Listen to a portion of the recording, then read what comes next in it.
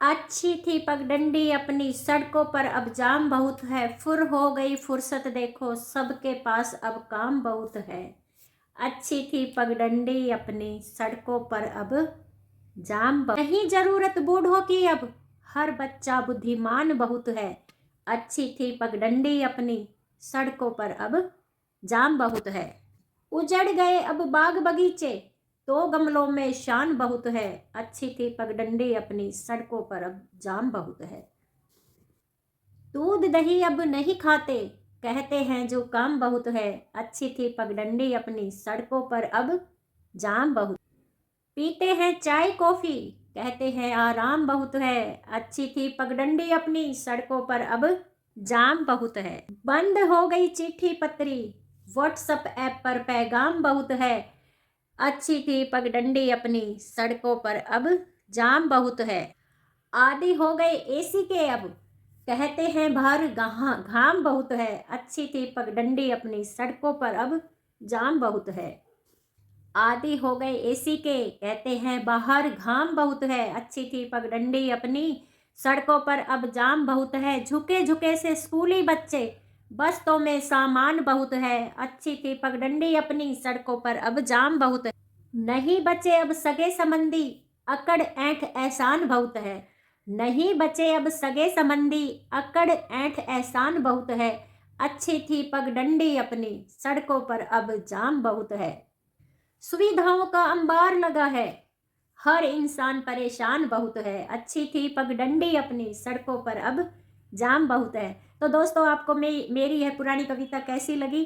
पुराने ज़माने पर और आजकल के नए ज़माने में कितना अंतर हो गया है। अगर अच्छी लगी हो तो प्लीज़ मेरे चैनल को लाइक शेयर सब्सक्राइब जरूर करें।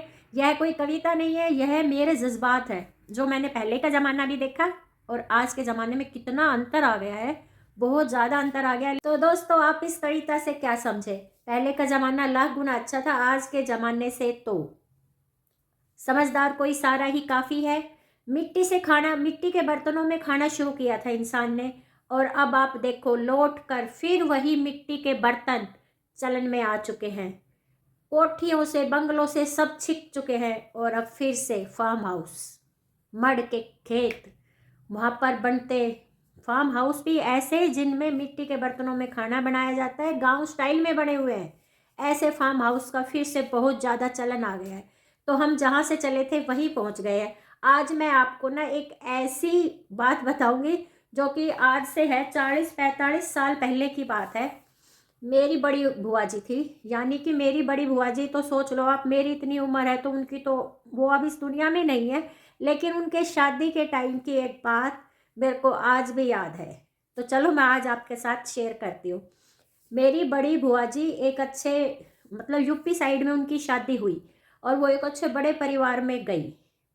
अच्छा खासा परिवार था फूफा जी हर का, कई भाई थे वो। तो बुआ जी आके माँ से कहती, बूढ़ी माँ, मेरी बूढ़ी माँ से कहती कि माँ, सुख सुविधा तो सारी, क्या देखना क्या ना देखना, तुमने कैसा घर ढूंढा है मेरे लिए कि वहाँ तो मैं सारे दिन रोटियां ही बनाती रहती हूँ। तो एक दिन माँ कहने लगी मेरे बाबा से, यानी कि मेरे दादाजी से कहने लगी कि लड़की तो ऐसे ऐसे कह रही है, बोल रही सारा दिन मैं तो रोटी बनाती रहूँ, वे तो ढेर सारी रोटी खावे हैं, सारे दिन रोटी बनाओ, इतना बड़ा कुनबा में मेरी शादी कर दी तुमने। अब मेरे दादाजी बड़े सीरियस तो नहीं हुए, वो मजाक में बोले, बोल उसके तो छह लड़के हैं, उसकी माँ ने तो राजी हो के कुआं पूजा होगा, और थम हो कि माँ बेटी नाक मार रही हो। बता, किसी का कुड़वा ने नाक मारे करे, उनने के अड़ाई थी।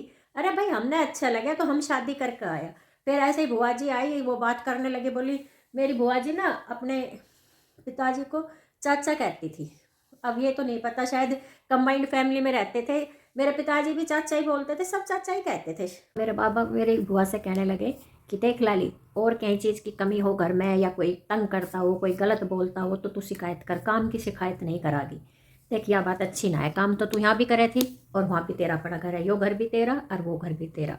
और अब देख, तूने एक बात बताऊँ कि निर्भाग्य का काम नहीं हुआ करे और भगवान आदमियों का काम हुआ करे, तो काम ते तो नाक मार मत, चाहे वो रोटी बनाने को है, चाहे वो खेत को है, इतना लोग हैं, इतना तेरा देवर है का, तो वे तूने भाभी भाभी भी कितनी बार आके कहता होगा घर में है। और भाई बात भी सच थी, और मेरी बुआ जी को वो बात ऐसी लगी कि मेरी बुआ जी मरने को मर गई, लेकिन उसने कभी अपने देवरों से फिर नाक नहीं मारा।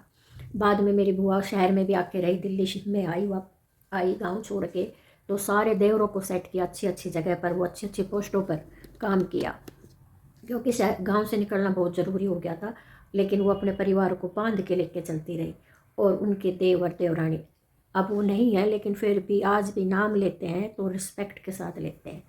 तो भाई काम तो भगवान लोगों के होता है, अपनी बहन बेटियों को सिखाना चाहिए कि अच्छे से रहे, अपने परिवार में बंध के रहे, तो वही सच्चा सुख है। तो चलो फिर मिलते हैं एक अच्छे से व्लॉग में, तब तक के लिए बाय बाय। और अगर आपको मेरी बात ज़रा से भी अच्छी लगी हो तो प्लीज़ चैनल को लाइक शेयर सब्सक्राइब जरूर करें।